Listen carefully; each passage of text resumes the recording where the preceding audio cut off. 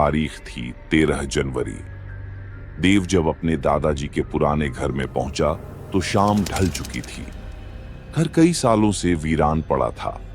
लकड़ी के फर्श से धूल उड़ती थी और दीवारों पर जाले लटके हुए थे। पर देव का सबसे ज्यादा ध्यान खींचा दीवार पर लगी एक तस्वीर ने। वो एक पुरानी तस्वीर थी, काले सफेद रंग की।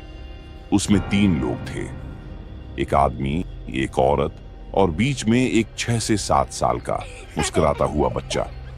तस्वीर पर समय की मार साफ झलक रही थी।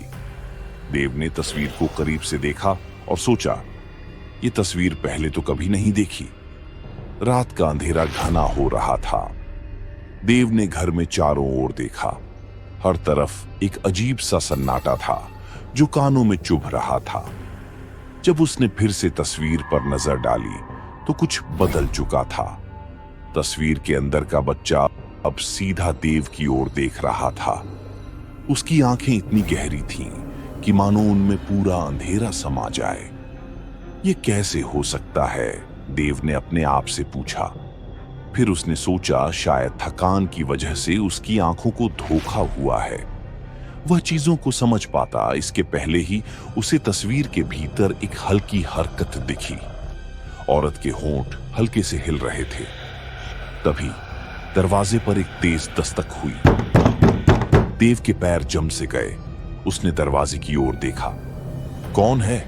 उसने आवाज लगाई। कोई जवाब नहीं आया। देव का दिल बहुत जोर से धड़कने लगा। देव ने कांपते हाथों से दरवाजा खोला।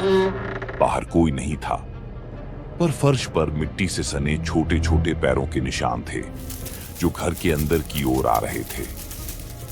देव का दिल अब इतनी जोर से धड़क रहा था कि उसे अपनी सांसें सुनाई नहीं दे रही थीं। उसने वापस तस्वीर की ओर देखा और अब उसमें केवल 2 लोग बचे थे, आदमी और औरत। बच्चा गायब हो चुका था। तभी देव को महसूस हुआ जैसे उसके पीछे कोई खड़ा है। उसने हिम्मत जुटाकर पलट कर देखा। कोई नहीं था। लेकिन जब वह वापस मुड़ा तो तस्वीर में अब 4 लोग थे। उसमें देव भी था। अचानक घर की सारी बत्तियां बुझ गईं। अंधेरे में देव का गला सूख गया। उसे अपनी सांसों की आवाज भी डरावनी लग रही थी। तस्वीर में देव की आंखें अब सीधी उसे घूर रही थीं और फिर बस एक चीख गूंजी।